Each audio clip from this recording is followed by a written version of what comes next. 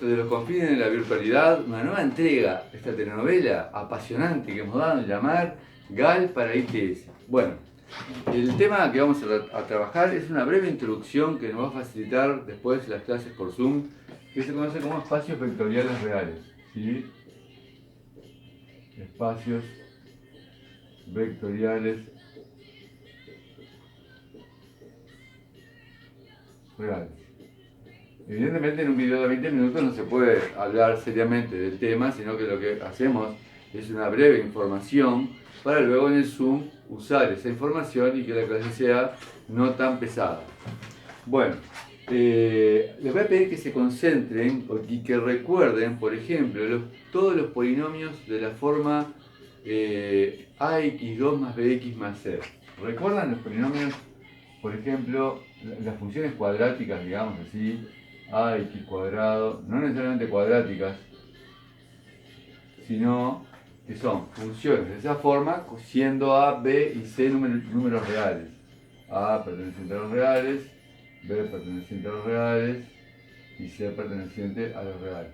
Podría pasar que sean todos ceros, con lo cual si son todos ceros lo que tengo es la función nula, f de x igual a c. Bueno, entonces, esto que está acá le vamos a poner, por ejemplo, le vamos a llamar b a ese conjunto y le vamos a poner p sub 2 de x, y quiere decir todos los polinomios de grado menor o igual a 2, aunque acá hay un tema con la función y los polinomios, pero no voy a estar, digamos, pronunciando sobre esa diferencia. Entonces, voy a formar una pareja que son todas esas polinomios de grado menor o igual a 2 junto con los números reales.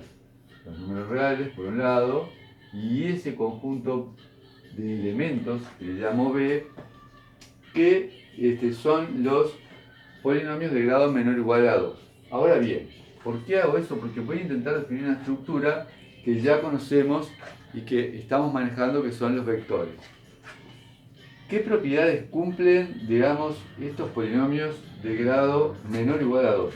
Bueno, primero que nada, si tú tomas un polinomio de ese conjunto de B, o sea, un polinomio de grado menor o igual a 2, y otro polinomio, f2, de grado menor o igual a 2, la suma de esos polinomios, f1 más f2, te va a dar un polinomio de grado menor o igual a 2, o sea, no aumentás el grado. ¿Sí? Bien. Y si agarras un número real, alfa, perteneciente a los reales, y multiplicas alfa por todo el polinomio de grado menor o igual a 2, te va a volver a dar un polinomio de grado menor o igual a 2. O sea, te va a dar un elemento del conjunto que estamos llamando B. Es decir, por aquí tengo los elementos de B, los polinomios de grado menor o igual a 2, y después tendré los números reales por acá. ¿Sí? Acá tendré el 0 de los reales, etc. Ahí tengo los números reales. Entonces, he definido dos operaciones. Una operación que es suma entre elementos de B y multiplicación de un elemento de los números reales por un elemento de B, y ambas operaciones caen dentro de B. ¿Sí? Bien, ahora, ¿qué propiedades cumplen estas dos operaciones? Propiedades.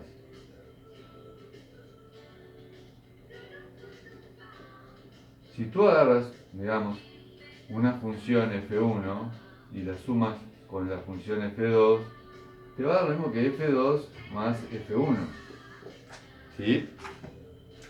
Si tú tomas tres funciones y haces la siguiente operación, f1 más f2 más f3, o sea, asocias f2 y f3 y a eso le sumas f1, da lo mismo que sumar f1 más f2, f1 más f2, y es lo que te da sumarle f3. ¿Sí? Bien. Ahora, si tú tienes una función cuadrática, o de grado menor o igual a 2, perdón, y multiplicas todos sus coeficientes por menos 1, obtienes la función cuadrática opuesta. Si la sumas, te va a dar la función nula. ¿Sí? Entonces, lo que podemos decir es que aquí, si tú haces f1 más menos f1, esto te va a dar la función nula, siendo la función nula digamos, la función que tiene todos los coeficientes 0. Es más, podría borrar esto que está aquí y decir que existe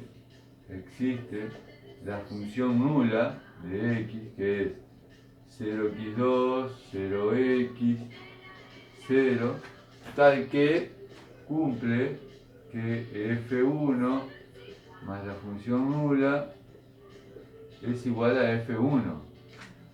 Y esto se cumple para todo f1, que esté dentro de B. ¿Sí? Para todo f1 que esté dentro de B.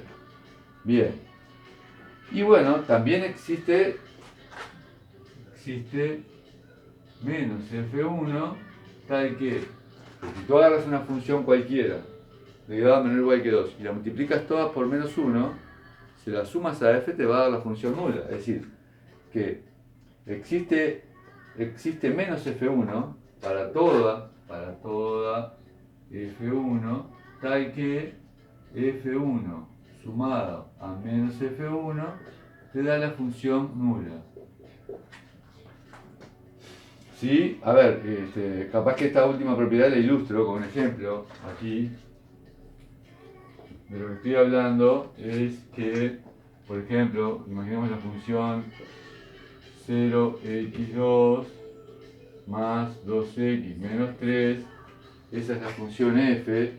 La función nula, o la función nula va a ser 0x2, 0x más 0, y la función opuesta a f, menos f de x, es 0x2 menos 2x más 3.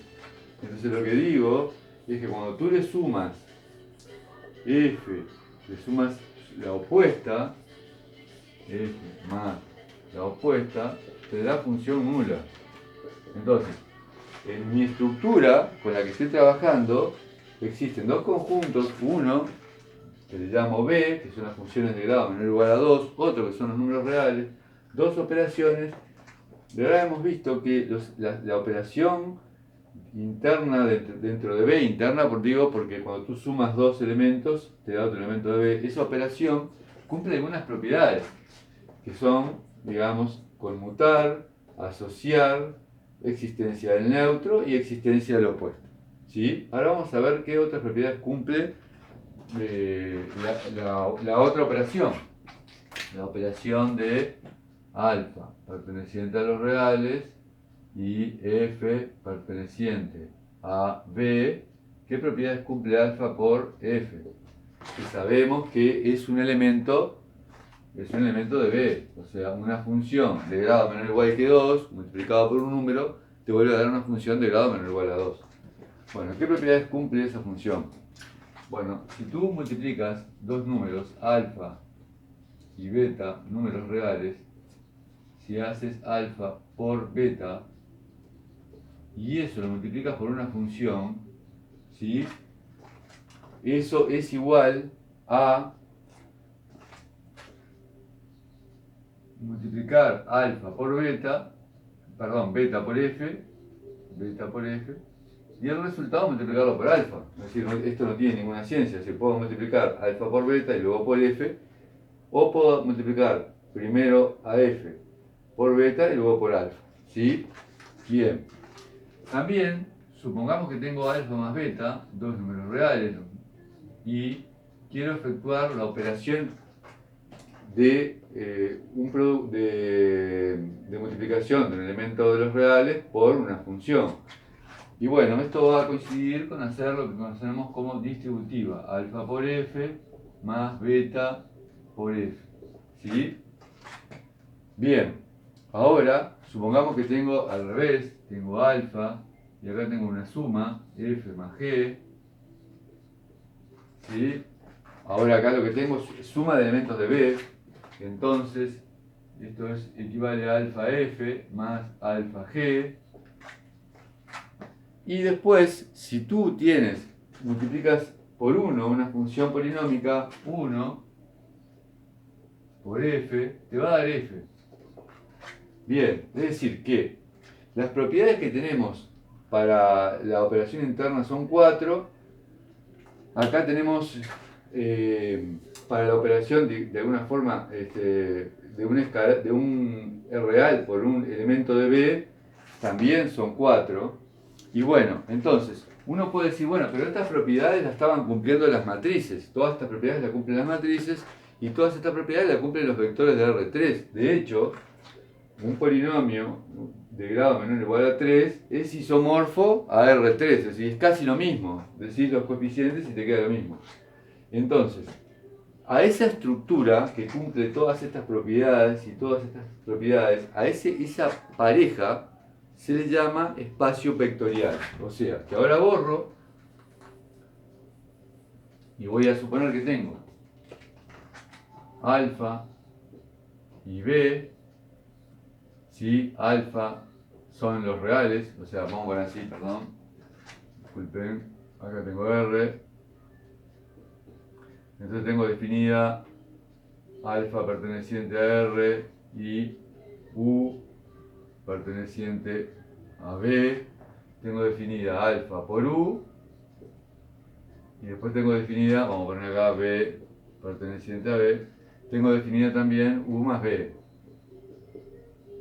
Bueno, en mi caso, yo partí del ejemplo para introducirlo con los polinomios de grado menor o igual a 2, pero hubiera partido lo mismo de las matrices, ¿sí?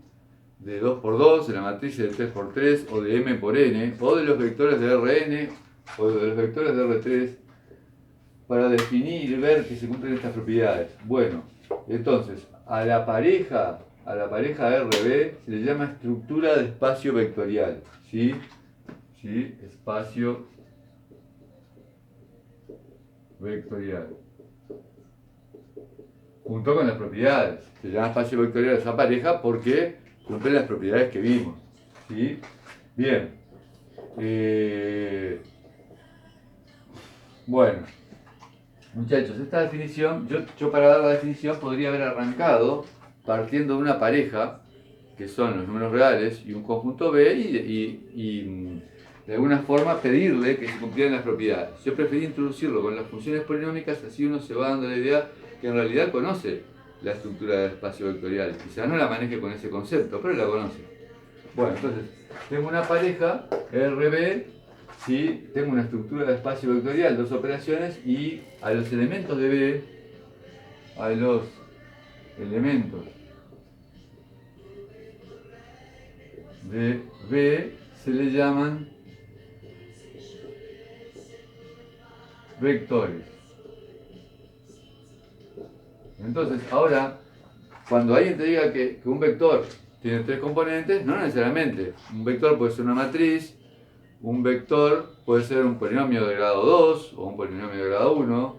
Cuando alguien habla de vector, uno tiene que estar pensando en qué espacio vectorial está trabajando.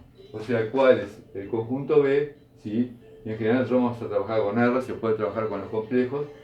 Pero bueno, para uno decir un vector, se supone o presupone que está en cierto espacio vectorial, o en las matrices, o en los vectores, o en los polinomios de grado menor o igual a 2, o los polinomios en general, de cualquier grado. Bueno, voy a borrar aquí.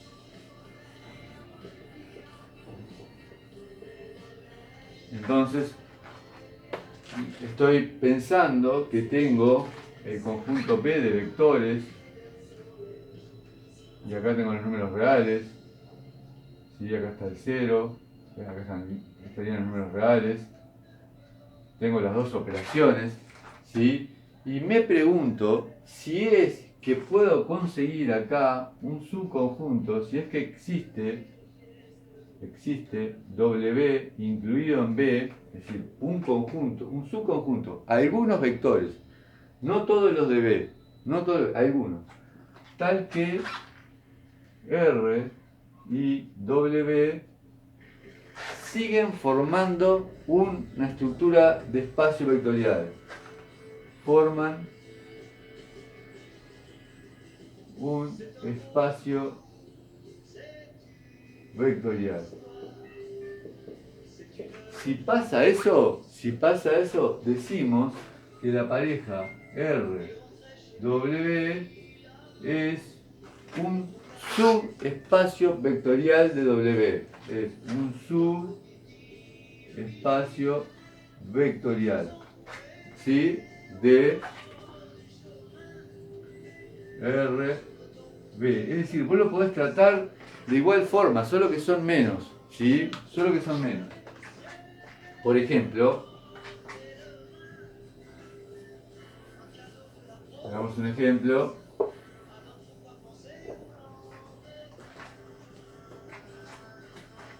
Un ejemplo podría ser, supongamos que tenemos que B es R3, entonces tenemos la pareja R, R3, ¿sí? Bueno, entonces yo agarro y elijo algunos vectores de R3, elijo los W, elijo así, W es el conjunto formado por los siguientes vectores, alfa por un B fijo, tal que B pertenece a R3. B fijo y alfa pertenece a R. ¿Sí? Vamos a poner acá B sub 0, para que quede claro que es fijo. Entonces vos lo que haces es variar el alfa y dejar fijo el B sub 0. Entonces, estás en R3, lo que describís es una recta que tenés X, O, Y Z. Suponete que acá tenés B sub 0.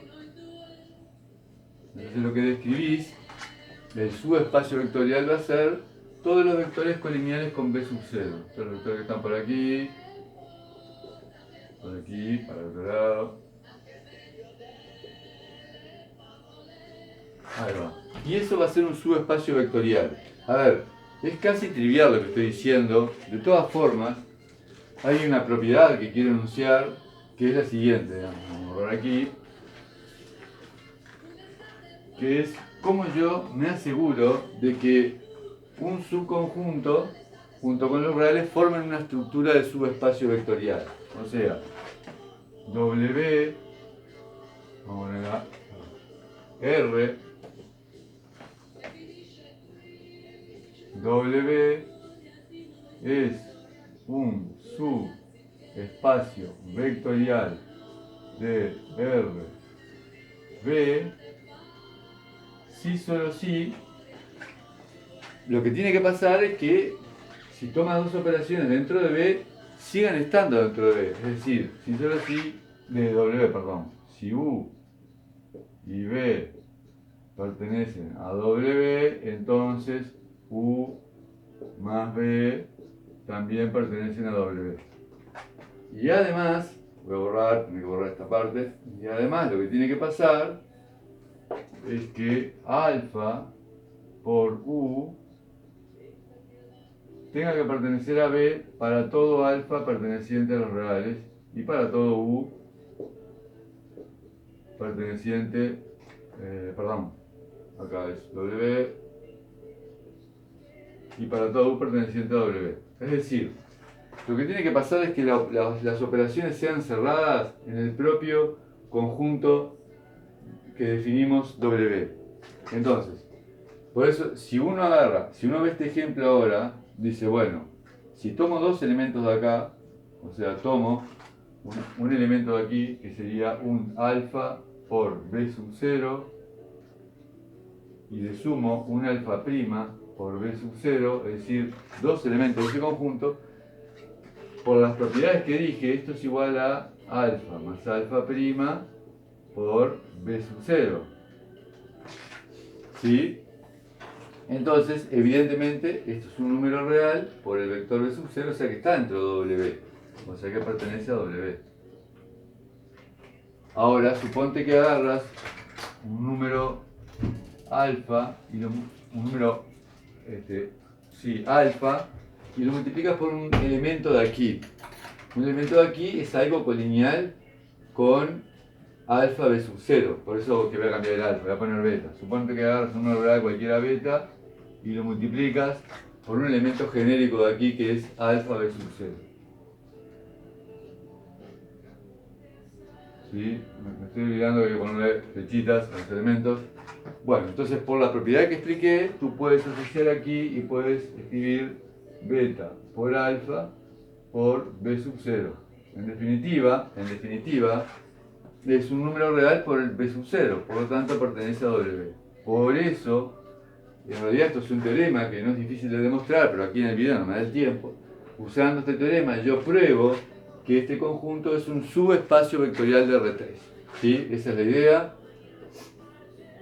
Y bueno, ahora quisiera centrarme en lo que se llama el núcleo de una matriz. Supongan ustedes que tienen una matriz M, ¿sí? Tiene una matriz M perteneciente, vamos a suponer una matriz perteneciente a las matrices 3, 2, ¿sí? La voy a dibujar aquí, una matriz cualquiera, A igual a 1, 1, A 1, 2, A 1, 3, A 2, 2, 1, A 2, 2, A 3, 1 y A 3, 2. ¿Sí? Yo tengo esa matriz, ¿sí? Que es fija, ¿sí? Estos numeritos son fijos, ¿sí? Entonces es una matriz que tiene 3 filas y 2 columnas. Entonces yo agarro y defino el siguiente conjunto. B igual X e Y pertenecientes a R2 tal que A por X e Y me da 0, 0, 0. Fíjense que cuando tú multiplicas A, que es 3, 2, por este vector XY, que es 2, 1, te va a dar algo de 3, 1. Por eso puse 0, 0, 0 y no puse 2 ceros. ¿Sí? Bueno, el conjunto B, formado de esta manera, con esta matriz, ¿sí? Te da lo que se llama una estructura de subespacio vectorial, ¿sí? Que se llama núcleo de la matriz. Vamos a ponerlo acá, núcleo de, ¿sí? La situación es la siguiente, uno podría generalizarlo un poquito más. Podría decir, bueno, tengo una matriz A perteneciente a las matrices Mn, y entonces podríamos hablar de, fíjense que lo que yo escribo acá es un vector que tiene tantos elementos como tantas columnas tenga aquí. O sea que tendría que agarrar, las columnas de aquí son n, o sea que tendría que agarrar un vector x perteneciente a Rn. Entonces podría decir que tengo el b igual a los vectores y, perdón, los vectores x pertenecientes a Rn tal que A por X es igual al vector nulo. Fíjense que el vector nulo de aquí es el vector nulo de la cantidad de filas de A, ¿sí? O de A3, la cantidad de filas de A es M. O sea, este vector nulo es Rm. Bien, lo que quiero ver es que la pareja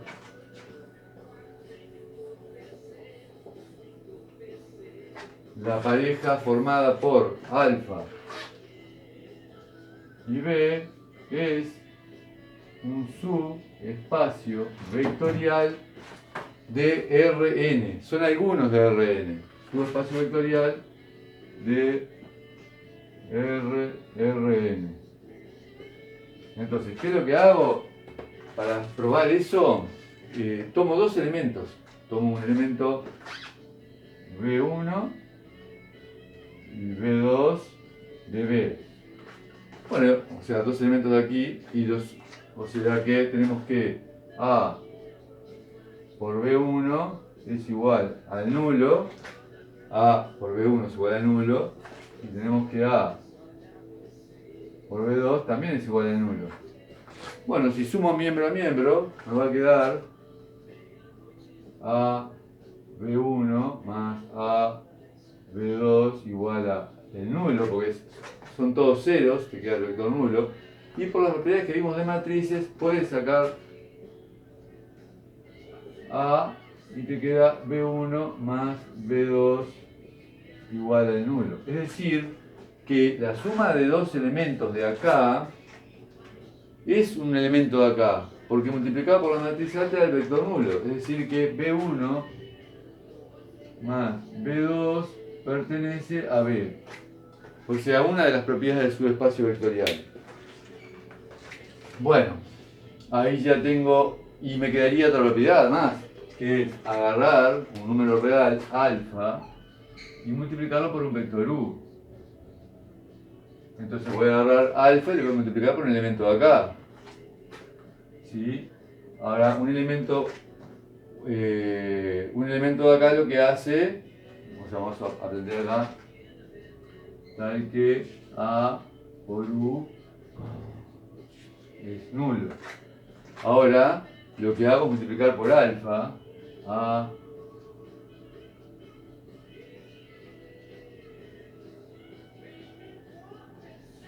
multiplicar alfa por el vector nulo te da el vector nulo, pero como alfa es un número real, puede conmutar con la matriz A. Y entonces esto equivale a ser A por alfa U, y esto te queda el vector nulo. Entonces alfa U pertenece también a B. O sea que el núcleo de una matriz o nulidad de una matriz también forma un subespacio vectorial, ¿sí? Que es importante y que vamos a trabajar con él. Borro esto que está aquí y me gustaría trabajar con un subespacio vectorial que es el subespacio vectorial de las combinaciones lineales de un conjunto. Es decir, yo tengo aquí B, B1, B2, B sub H. Se supone que estos son vectores, ¿sí? B sub I pertenece a cierto conjunto, llamémosle H, tal que R y H es un espacio vectorial. Es decir, para mejorar la notación vamos a suponer que este es H, que este es el conjunto H, y vamos a cambiar esto que está acá, y vamos a decir que B sub I pertenece a B, tal que R y B es